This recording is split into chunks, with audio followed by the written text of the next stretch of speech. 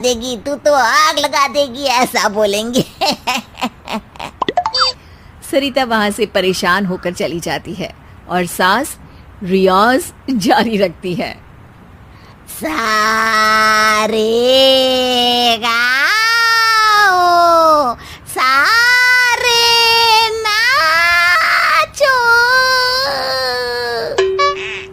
तभी बाबूजी दुकान से लौटते हैं। अरे देव की क्यों तानसेन बनी हुई है? कान से खून निकालोगी क्या? अरे क्या हुआ, रियाज तो करने दो मुझे। इसको रियाज बोलते हैं? ऐसा लग रहा है जैसे घोड़े हिना रहा है। घोड़े पे बैठ के ही बम्बई जाऊंगी मैं तो, जब जज साहब कहेंगे कि देवकी तुम मुंबई आ रही हो। जज साहब, वो अदालत वाले? अरे नहीं नहीं, बड़े लोग हैं, आप नहीं जानते हैं। ओ मैं तो छोड़ चली अपना ये देश, बम्बई मुझे प्यारा लगे। गाना गाती हुई देवकी चली जाती है और बाबूजी अपनी सरफिरी पत्नी के इस संगीत प्रेम की चर्चा करने बहू के पास चले जाते हैं। अरे सरिता बेटा, सुनो तो, ये तेरी सास को क्या हुआ है बेटा? सुबह तो अच्छा भला छोड़कर गया था इसे। सिंगर बनेगी अब वो। सिंगिंग रियलिटी शो में जाने की सुबह से तैयारियां चल रही हैं इनकी। हाँ, अब तो कोयल के सुर मेंढक छेड़ेगा। हे भगवान, सद्बुद्धि दो इसे।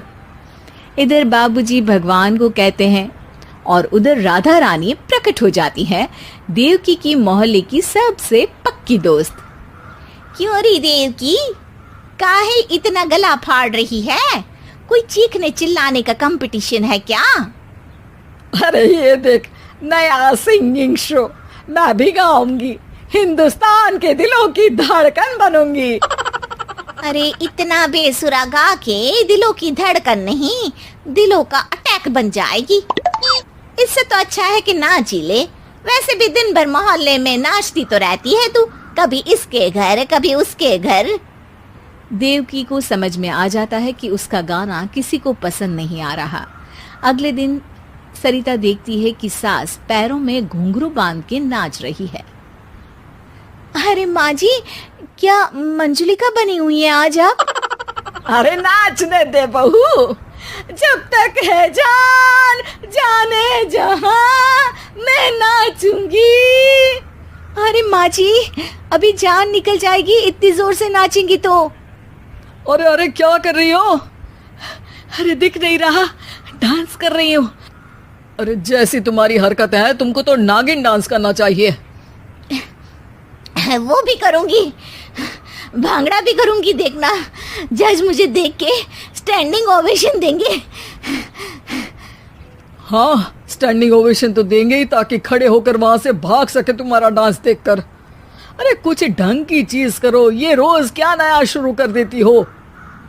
सास को लगता है कि उसका डांस का सीन भी बिगड़ गया। अब वो टीवी देख के कोई और कलाकारी ढूंढने लगती है। तभी उसे टीवी पर खतरों के खतरनाक खिलाड़ी शो दिखता है, जिसमें लोग अलग अलग स्टंट करते हैं। बस देवकी को नया काम मिल जाता है। अगले दिन सुबह देवकी डंबल लेकर कसरत करने लगती है। माँ जी, ये क्या कर रहे हैं आप? अरे खरी जैसे बनकर खलबली मचा दूंगी। कल मैंने खतरों के खतरनाक खिलाड़ी देखा और सोच लिया कि मुझे वही जाना है। हाँ बस। तभी वहाँ बाबूजी भी आ जाते हैं। अरे इतना भारी डंबल, अरे गिर मत जाना कहीं लेकर। अरे चुप करो, तुमसे कुछ नहीं होता इसका मतलब ऐसा नहीं कि मुझसे भी कुछ नहीं होगा। मैं तो खतरों के खतरनाक खिलाड़ी में जाने वाली हूँ। हाँ, मैं तो इस शो में तभी गया था जब तुमसे शादी हुई थी। तुमसे शादी करना भी खतरों के खतरनाक खिलाड़ी में जाने से कम थोड़ी ना। अब चुप भी रहिए। अरे बहू, वो भारी वाला डंबल उठा कर ला तो। अरे नाना माँ जी, आप संभाल नहीं पाओगी। अरे मैंने टीवी में देखा था, एक आदमी कार उठा लेता है, इतना तो मैं उठा ही सकती हूँ ना। बहू घबराते हुए भारी वाले डंबल माँ के हाथ में दे देती है। जैसे ही माँ दोनों हाथ ऊपर करती है, पूरे शरीर का बैलेंस बिगड़ जाता है और वो पीछे की तरफ गिर जाती है। डंबल जाकर टीवी में लगता है और टीवी फूट जाती है। माँ जी, उठिए माँ जी। बाबूजी बहुत तेज हंसने लगते हैं। बाबा बाबा, टीवी और बीवी दो टेंशन थे मेरे, आज एक कम हो ही गया।